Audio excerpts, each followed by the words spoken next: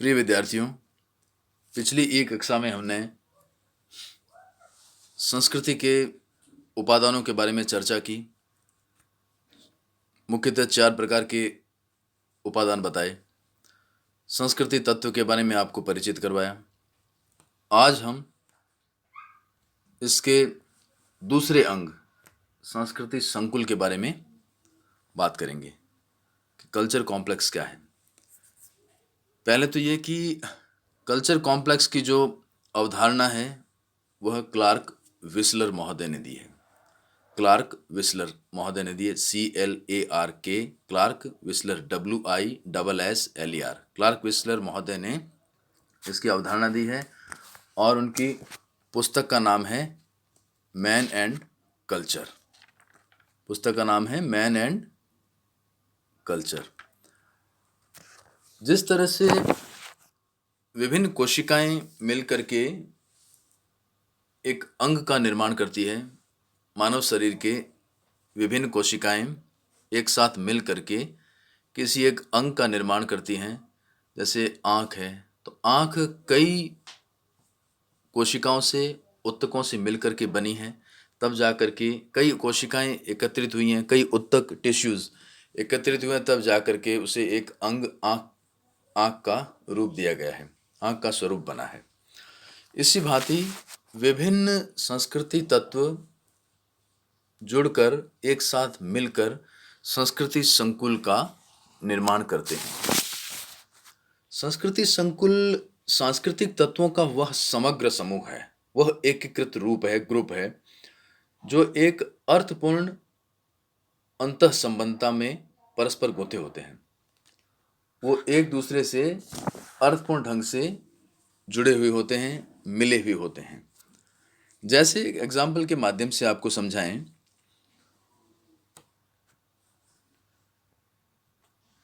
मूर्ति के सम्मुख जब हम मंदिर जाते हैं तो वहाँ जो मूर्ति रखी हुई है उस मंदिर के गर्भगृह में, वहाँ पर मूर्ति के सन्मुख होकर के हम लोग नतमस्तक होते हैं, उस पर पवित्र जल अर्पित करते हैं, मूर्ति के मुंह में कुछ भोजन रखते हैं, हाथ जोड़ना, पुजारी से प्रसाद लेना तथा आरती गाना आदि सभी तत्व मिलकर धार्मिक सांस्कृतिक संकुल का निर्माण करते हैं। हाथ धोना, मूर्ति पर पवित्र जल अर्पित करना, नतमस्तक होना, फूल अर्पित करना, आरती, भजन भाव इत्यादि का गायन करना, पुजारी से प्रसाद लेना, मंदिर के प्रांगण में बैठना, ये सभी धार्मिक सांस्कृतिक तत्व हैं। ये सभी तत्व मिलकर के पवित्र जल, मुंह में प्रसाद देना, हाथ जोड़ना, पूजा अर्चना करना, आरती गाना, ये सभी सांस्कृतिक तत्व मिलकर के धार्मिक सांस्कृतिक संकुल का निर्माण करते हैं। तो प्यारे विद्यार्थियों, जिस तरह से विभिन्न कोशिकाएं मिलकर के किसी अंग का निर्माण करती हैं, कई परमाणु मिलकर के अणु का निर्माण करते हैं, उसी भांति विभिन्न तत्व मिलकर के, विभिन्न सांस्कृतिक तत्व मिलकर के सांस्कृतिक संकुल का निर्माण करते हैं। दूसरा एग्जाम्पल आप लोग भाषा का ले सकते हैं। भाषा भी एक सांस्कृतिक संकुल है। इस पर आप मंथन करिए, विचार करिए कि भाषा कैसे सांस्कृतिक संकुल है, इसमें कौन से तत्व पाए जाते हैं। आप लोग इसे अपने स्तर पर इस ज्ञान की अनुभूति कीजिए। पिडिंगटन महोदय हैं, इन्होंने सांस्कृतिक संकुल को सांस्कृतिक तत्वों का प्रकारात्मक सम्मिलन कहा है, फंक्शनल एसोसिएशन कहा है। फंक्शनल एसोसिएशन ये है कि सभी लोग मिलते हैं। उन्होंने कहा है कि ये सांस्कृतिक तत्वों का संयोग या आकस्मिक अवधान हो सकता है, या तो नेचुरली मिल रहे हैं या एक्सीडेंटल को एग्जिस्टेंस भी उन्होंने कहा इसको।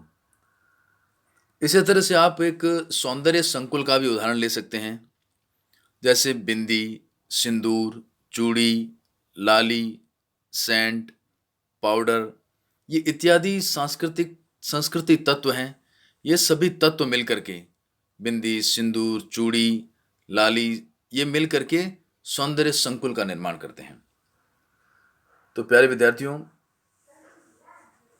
मैं ये मान करके चल रहा हूँ कि आप लोगों को संस्कृति के जो दो कंपोनेंट्स मैंने बताए हैं, ये आपको अच्छी तरह से समझ में आ गए होंगे। अब हम बात करते हैं तीसरे कंपोनेंट की। ये हैं संस्कृति प्रतिमान, कल्चर पैटर्न। जब संस्कृति तत्व एवं संकुल मिलकर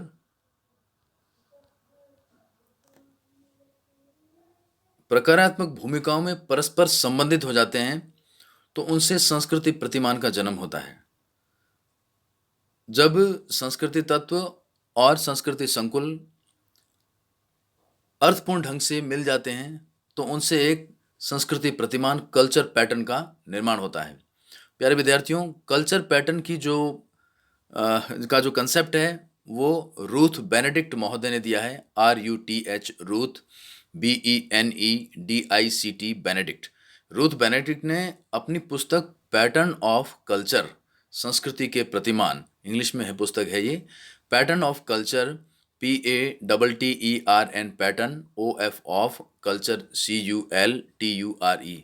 आपने संस्कृति प्रतिमान की अवधारणा अपनी पुस्तक पैटर्न ऑफ कल्चर में दी है, रूथ बेनेडिक्ट ने। आपने बताया कि सांस्कृतिक ढांचे के अंतर्गत संस्कृति संकुलों की उस व्यवस्था को जिससे संपूर्ण संस्कृति की विशेषताएं अभिव्यक्त हो, संस्कृति प्रतिमान कहते हैं। संस्कृति प्रतिमान से किसी राष्ट्र की, किसी क्षेत्र की समग्र संस्कृति परिलक्षित होती है, या ऐसा कहें कि संस्कृति प्रतिमान उस क्षेत्र की, उस देश की, उस राज्य की समग्र पूर्ण संस्कृति का द्योतक है। संस्कृति प्रतिमान से किसी संस्कृति की प्रमुख विशेषताओं का ज्ञान होता है। अब इसे हम उदाहरण के माध्यम से समझेंगे। किसी भी संस्कृति प्रतिमान से किसी देश का, किसी क्षेत्र का कैसे उसका ज्ञान होता है, उसकी विशेषताएं कैसे परिलक्षित होती है, इसके बारे में हम बताएंगे। अब आप देखिए, उदाहरण लेते हैं भारत का।